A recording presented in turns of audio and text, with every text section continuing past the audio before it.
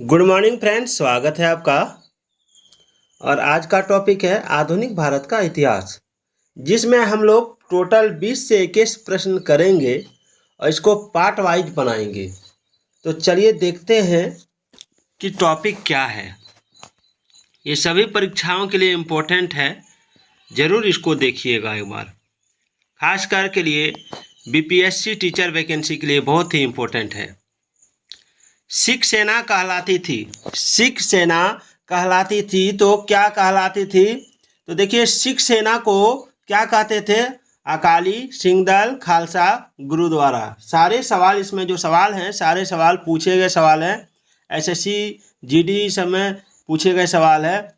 तो चलिए, सिख सेना जो है उसको खालसा कहा जाता था। क्या कहा जाता था? खालसा। याद रखिएगा।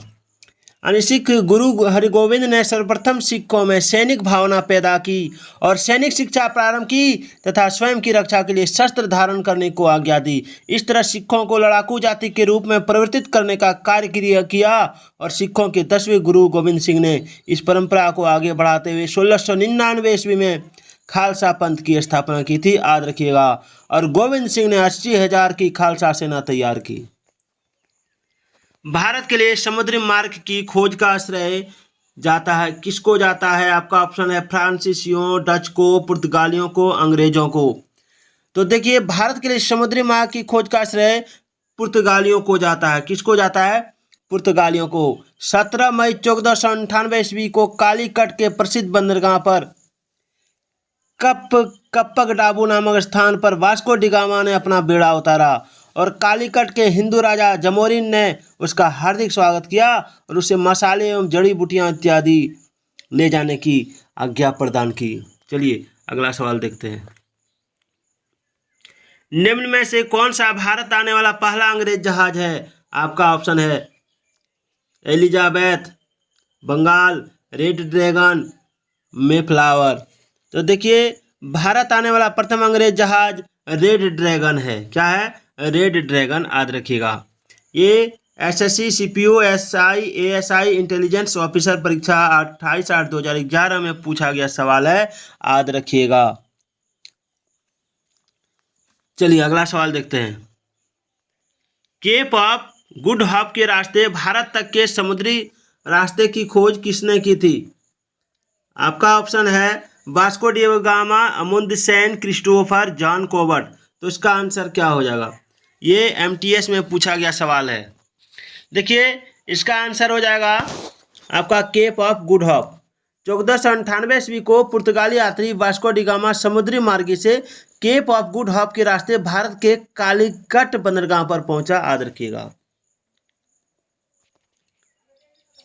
तो इसका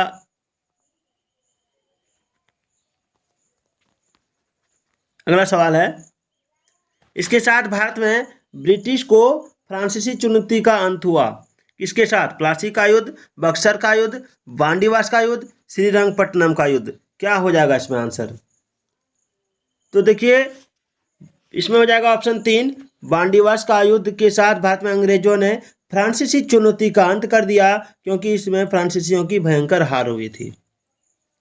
चलिए, सारे परीक्षाओं में पूछे गए सवाल हैं। भारत में पुर्तगाली सत्ता की वास्तविक नींव रखने वाले महानतम पुर्तगाली गवर्नर कौन थे? आपका ऑप्शन है Almeida, Albuquerque, Francis Drake, Vasco da Gama. SSC Delhi police sub inspector में पूछा गया है। इसका आंसर क्या हो जाएगा? इसका आंसर हो जाएगा आपका ऑप्शन 2। Option 2 Albuquerque. अल्बुकर्क का पूरा नाम था अल्फोंसो डी अल्बुकर्क। 1509 से 15 ईस्वी तक भारत में पुर्तगीज शक्ति का वास्तविक संस्थापक माना जाता है। इसने कोचीन में अपना मुख्यालय बनाया था और 1510 ईस्वी में अल्बुकर्क ने बीजापुर के आदिल शाही सुल्तान से गोवा जीत लिया था। याद रखिएगा। एक एक टॉपिक में बहुत ही विस्तार से बता रहा हूँ आप लोगों को। अंग्रेज शासक चार्ल्स II को किसकी राजकुमारी से विवाह करने के लिए बंबई दहेज में दिया गया था? आपका ऑप्शन है फ्रांस, पुर्तगाल, हॉलैंड, डेनमार्क। तो देखिए, इसका आंसर हो जाएगा ऑप्शन 2 पुर्तगाल। 1661 ईस्वी में इंग्लैंड के राजा चार्ल्स द्वितीय का विवाह पुर्तगाली राजकुमारी कैथरीन के साथ हुआ। इस अवसर पर पुर्तगालियों ने चार्ल्स द्वितीय को दहेज के रूप में बम्बई का द्वीप प्रदान किया और 1668 ईस्वी में चार्ल्स द्वितीय ने बम्बई का द्वीप 10 पौंड वार्षिक किराया लेकर ईस्ट इंडिया कंपनी को दे दिया और 1687 ईस्वी में सूरत की जगह बम्बई अंग्रेजों की मुख्य व्यापारिक बस्ती बन गई। याद रखिएगा। चलिए अगला सवाल है, निम्न में से कौन से शहरों तथा उनके साथ प्रतिष्ठानों से संबंधित व्यक्तियों के गलत जोड़े बनाए गए हैं?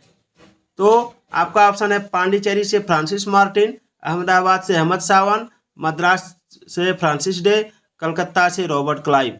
तो इसका सही आंसर क्या हो जाएगा? इसका सही आंसर हो जाएगा ऑप्शन 4। ऑप्शन 4 याद रखिएगा। जॉब चानार को सामान्यतः कलकत्ता का संस्थापक माना जाता है। याद रखिएगा। भारत में डच का सबसे प्रारंभिक उपनिवेश कहाँ था? आपका ऑप्शन है मसूलीपट्टनम, पुलिकाट, सूरत, अहमदाबाद। तो आंसर क्या होगा? इसका आंसर हो जाएगा ऑप्शन 2 पुलिकट।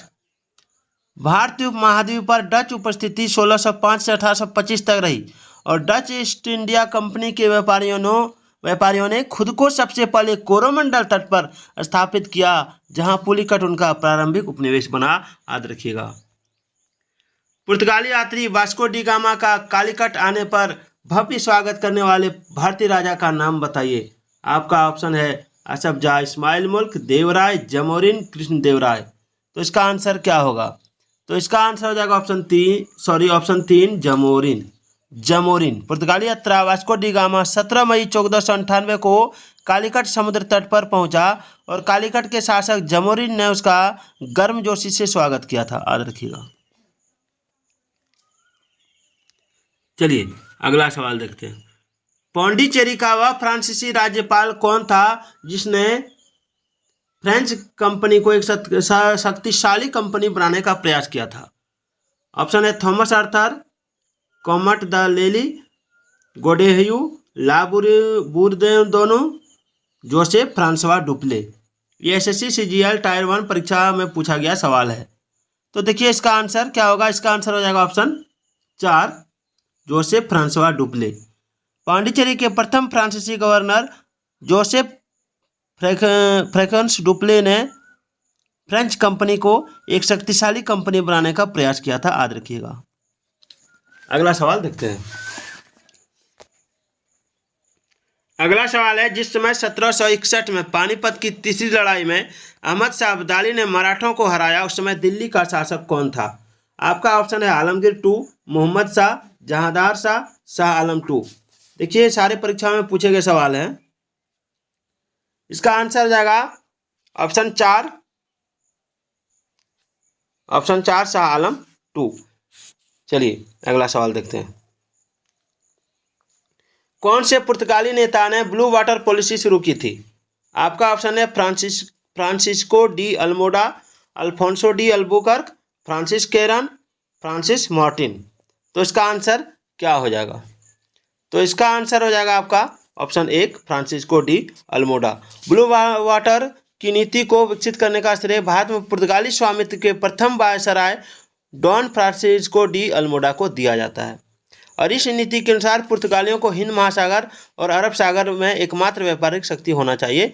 इसे ब्लू वाटर नीति इसलिए कहा क्योंकि पुर्तगालियों ने भारतीय उपद्वीप में किलों का निर्माण करने के बजाय समुद्र क्षेत्र में अपनी स्थिति मजबूत की। चलिए अगला सवाल। मुर्शिद कुली खां, अलवर्दी खां और सिराजुद्दौला कहाँ के नवाब थे? आपके ऑप्शन है लखनऊ, वाराणसी, हैदराबाद, बंगाल।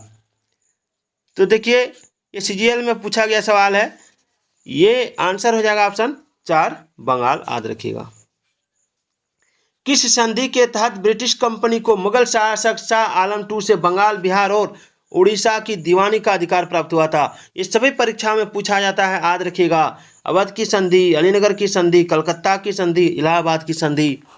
तो इसका आंसर क्या हो जाएगा? इसका आंसर हो जाएगा ऑप्शन 4 इलाहाबाद की संधि।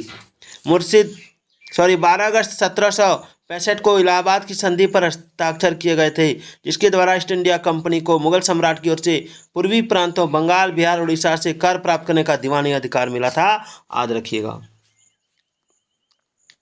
अगला सवाल है 1857 के विद्रोह के दौरान बहादुर शाह ने किसे साहब ए आलम बहादुर का खिताब दिया था? आपका ऑप्शन है नाना साहब, ब्रिजेश कादिर, बख्त खान, तात्या टोपे। ये एसएससी जीई सिविल एग्जाम में पूछा गया था, तो इसका आंसर क्या होगा? इसका आंसर हो जाएगा ऑप्शन 3, बख्त खान को। चलिए अगला सवाल देखते हैं। बंगाल में द्वैध शासन तंत्र की शुरुआत किसने की थी? आपका ऑप्शन है Robert Clive, Warren Hastings, Lord Wellesley, John Adams. तो इसका आंसर क्या हो जाएगा? इसका आंसर हो जाएगा ऑप्शन 1, रॉबर्ट क्लाइव। इसमें द्वैध शासन की शुरुआत रॉबर्ट क्लाइव ने की थी, याद रखिएगा। गुजरात का शासक बहादुर शाह किसके साथ हुए संघर्ष में मारा गया? आपका ऑप्शन है डच, अंग्रेज, पुर्तगाली, फ्रेंच। ये एसएससी, सीएचएसएल और सीबी एग्जाम में पूछा गया था, याद रखिएगा। इसका आंसर क्या हो जाएगा? इसका आंसर हो जाएगा ऑप्शन 3, पुर्तगाली। कब मारा गया था अगर पूछ दे तो 1536 ईस्वी में बहादुर शाह को उनके साथ समझौता करते समय पुर्तगालियों द्वारा जहाज पर मार डाला गया, याद रखिएगा।